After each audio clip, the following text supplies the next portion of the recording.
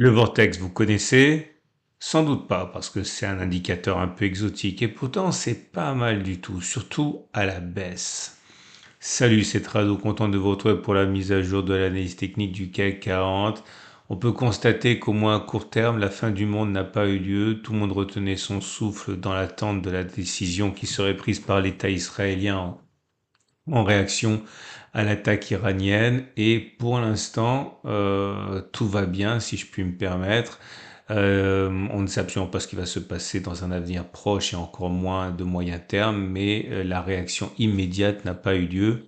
Et contre toute attente, j'ai envie de dire, le CAC 40 prend 0,4%, validant la solidité de ce support ici à 79, 78, 79, 00. Les espoirs sont donc permis. Néanmoins, le diable se cachant dans les détails, il y a plusieurs choses qui doivent attirer le regard. Premièrement, regardez la longueur de la mèche haute ici, hein. C'est comme si tout le monde avait quand même pris le soin de se sauver, hein, sur les plus hauts, ne tenant pas les positions compte tenu de l'ambiguïté de la situation actuelle.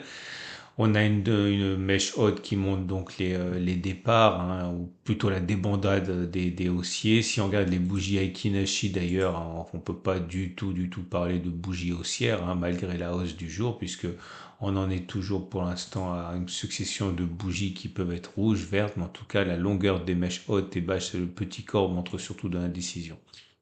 Les tendances ne sont pas remises en cause par rapport à hier. On a toujours une tendance immédiate qui est baissière, puisqu'on est en dessous de la M7 qui descend. On n'a pas réussi à clôturer au-dessus, malgré un passage en cours de séance. La tendance générale est baissière également, puisque maintenant la M20 est descendante. Et je vous rappelle que la tendance de fond donnée par la M50 est toujours haussière, de même que la tendance de fond de long terme donnée par la M200. Vous le savez, je me répète, je suis obligé pour les nouveaux qui arrivent, hein. On a fait un test et on a vu qu'il était hautement probable d'aller chercher la moyenne mobile à 50 périodes et hautement improbable d'aller chercher la moyenne mobile à 200 jours lorsque la M7 croise la M20. Donc pour l'instant, hein, je dirais que statistiquement, le compte n'y est pas. On devrait descendre encore ou au moins latéraliser le temps que la M50 monte toucher les cours. J'aimerais également mentionner pour vous, hein, la présence des Fibonacci. Pourquoi les Fibonacci? Parce que c'est pas que ce soit magique, hein. Je sais qu'il y a toujours des exaltés, des Fibonacci qui disent que il y a un ordre naturel derrière, et c'est vrai que ça a pu être démontré, mais surtout il y a beaucoup en analyse technique de prophéties autoréalisées, et c'est vrai que lorsque les Fibonacci sont tracés et que l'on casse un niveau, généralement on va chercher le niveau suivant, ce qui nous amènerait à chercher 79, 78, 79, 00 dans un premier temps, c'est-à-dire les 38,2% de Fibonacci. Il faut le garder à l'esprit, hein. Néanmoins, c'est pas ça qui attire mon regard aujourd'hui. Ce qui attire mon regard, c'est ce qui se passe sur le vortex. Alors, le vortex, encore une fois, c'est pas très connu. C'est beaucoup moins connu que le reste des indicateurs techniques, mais c'est pas mal. Je vous montre ce que ça donne. Alors, si vous l'avez pas, le vortex, sachez que vous le trouverez sur les bonnes plateformes, notamment celle de PRT. Et c'est gratuit, c'est en dessous de la vidéo, hein. Regardez, le vortex, c'est un peu comme la roue. Quand le rouge passe au-dessus du vert, c'est un signal de vente. Et lorsque le vert passe au-dessus du rouge, c'est un signal d'achat. Donc, achat, vente, achat, etc. Vous voyez, c'est pas mal comme ça, hein. Mais bon, le problème, c'est que ça fonctionne toujours mieux à la hausse qu'à la baisse. Et là, c'est à la baisse. C'est-à-dire que le rouge passe au-dessus du vert. Donc, normalement, il faut spéculer à la baisse. Mais encore, on va faire un petit backtest. Et on va regarder la chose suivante. Que se passe-t-il si on prend un trade baissier au moment où le rouge passe au-dessus du vert? On met un stop de protection au-dessus des plus hauts du cycle haussier du vortex.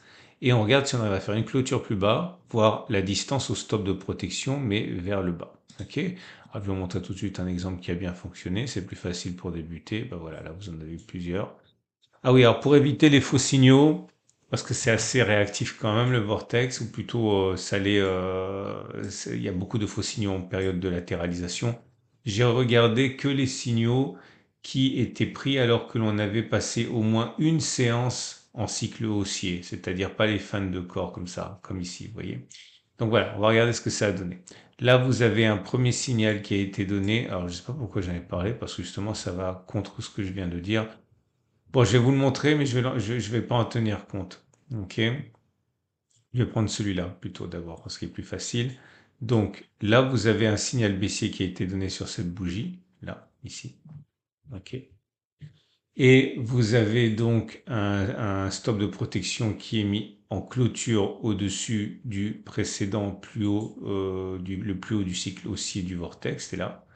J'ai bien dit en clôture. Et vous voyez qu'on a fait plus de 5% à la baisse. Autrement dit, non seulement on a clôturé en dessous, ça a été fait dès la bougie suivante, mais en plus on a fait au moins une fois la distance au stop de protection. J'ai bien dit en clôture, c'est que là, vous voyez là on est passé au-dessus, mais on n'a pas clôturé au-dessus. Donc c'est pour ça qu'il y a 2 pouces verts. Là pareil, ça a fonctionné. Le signal a été donné ici. Vous mettez un stop de protection au-dessus des plus hauts du cycle haussier du vortex, c'est-à-dire à 3,66, et vous voyez, on est descendu à plus de 3,66, donc on a fait une clôture plus bas et également une fois la distance au stop de protection. Et là, j'ai dit que je voulais pas en tenir compte ici. Attendez, je sais pas si je raconte des bêtises. Non, c'est bon en fait, je dis des bêtises. J'en ai pas tenu compte celui d'après parce qu'on avait eu un deuxième signal baissier, mais on n'avait eu qu'une seule bougie en cycle haussier de vortex. Donc c'est bon. C'est ce signal-là que j'ai pris. Donc le signal a été donné ici. On voit qu'on n'a pas clôturé au-dessus des plus hauts. On a même fait plus d'une fois la distance au stop de protection. Donc c'est un double succès. Par contre, le signal qui a été donné là, je l'ai pas pris pour les raisons évoquées. C'est-à-dire qu'on a eu qu'une bougie de cycle haussier de vortex. Hein, voilà. Donc c'est parfait. Et là, ça n'a pas fonctionné. Le signal a été donné ici. OK. Et vous voyez qu'on a clôturé plus bas au moins une fois, en dessous de la clôture qui a donné le signal, mais on n'a pas fait une fois la distance au stop de protection. Donc on a un pouce vert, mais un pouce rouge au-dessus. OK, comme d'habitude, hein, vous connaissez, je suis obligé de répéter pour les nouveaux. Et là, vous avez une Bérésina, puisque le signal a été donné sur cette bougie-ci, et on n'a même pas réussi à clôturer plus bas avant de toucher le stop de protection ici. OK, voilà, c'est simple. Donc j'ai fait le test 33 fois. Et au bout de 33 fois, voilà les conclusions. Il faut remonter jusqu'à... alors tout ça, les petits carrés bleus, là, ce sont des zones justement où j'ai pas pris les signaux parce que les signaux haussiers ne duraient qu'une séance avant d'être invalidés. Donc ça, j'en ai pas tenu compte. Faut pas hésiter à faire ça pour filtrer un petit peu parce que là, vous avez quand même des scénarios qui arrivent assez souvent. Voilà.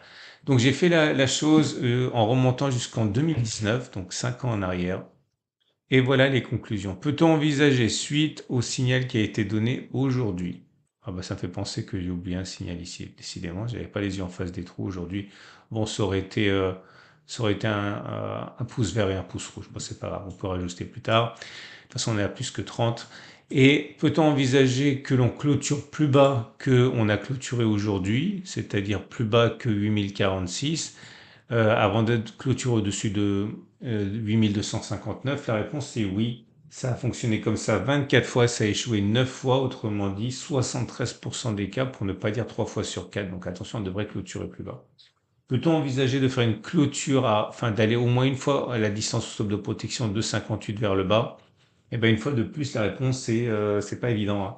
C'est à peu près 50-50, c'est aléatoire. Ça a fonctionné comme ça 16 fois, ça a échoué 17 fois, donc une chance sur deux. On peut pas tirer de conclusion claire, hein. En tout cas, vous l'aurez compris, clôturer plus bas, ça c'est quand même hautement plausible. Ok. On va terminer avec l'Ishimoku. Et l'Ishimoku délivre un signal baissier de médiocre qualité. Alors c'est quoi cette histoire de médiocre qualité? C'est-à-dire que vous voyez, le nuage est ascendant, donc la tendance de fond est haussière. La tendance générale est neutre parce qu'on est au-dessus de la Kijun, mais elle est plate. Et la tendance de court terme est baissière parce qu'on est au-dessus de la Tenkan qui descend. Et là, vous allez avoir un croisement Tenkan-Kijun. Alors, il est vrai que les croisements Tenkan-Kijun, quand on est au-dessus d'un nuage qui monte, ça fonctionne très médiocrement.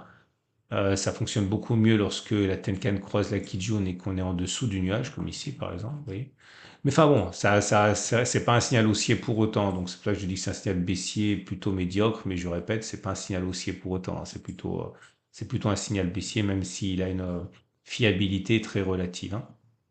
Et on termine avec les trades du jour. Ah non, dernière chose, mais je vais développer demain parce que ça mérite une vidéo entière. J'ai trouvé une fourchette d'Andrews ici. Donc vous prenez un plus haut, un plus bas, un plus haut, et ça donne un objectif qui est d'aller chercher la médiane qui est ralliée plus de 7 fois sur 10, hein, selon mes tests. Ça voudrait aller chercher cette zone-là. Je ferai un tutoriel sur ça demain. Ok. Donc les trades du jour. Votre rendez-vous avec IG. IG, bien plus que du trading. Une équipe d'experts à vos côtés. Si vous êtes haussier, vous pouvez acheter maintenant, quoique acheter maintenant alors que vous avez quand même pas mal d'éléments qui pointent vers le bas, il vaudrait peut-être mieux attendre que l'on revienne sur cette zone et puis aller chercher des signaux qui apparaîtraient dans cette zone. On va dire que si vous achetez, je dis au hasard, ici à l'intérieur de cette zone, avec un objectif qui est de retourner sur les plus hauts et un stop de protection en dessous, vous avez facilement un ratio guerre-risque de 1 pour 2, c'est pas mal. Les plus prudents peuvent attendre que l'on revienne ici, c'est pareil. Pareil sur un retour sur les sommets avec un stop de protection sous les plus bas, ça vous donne également un bon ratio gain-risque. Si vous êtes trader à la baisse, pour que le jeu envaille la chandelle, il faut viser la médiane et attendre un rebond technique. Donc par exemple, si vous rentrez à la baisse ici, que vous visez la médiane et que vous avez un stop de protection au-dessus des plus hauts, vous avez un ratio gain-risque de 1 pour 1. Il faudra être patient parce que si vous rentrez à l'ouverture, vous avez un ratio gain-risque qui est pas bon, hein, vous voyez. Un ratio gain-risque très médiocre. Voilà. Je vous souhaite une excellente journée. Vous avez plein de choses qui vous attendent dans les communautés de la chaîne YouTube, notamment des propositions de trade, des ETF en zone d'accumulation rationnelle. Bref, onglet communauté de ma chaîne YouTube. Vous pouvez liker, ça me fait toujours plaisir. Vous pouvez vous abonner, ça me fait toujours plaisir. Et comme d'habitude, si vous avez aimé, recommandez à vos amis. Si vous avez détesté, recommandez à vos ennemis. Mais recommander, c'est bon pour moi. À demain pour la mise à jour.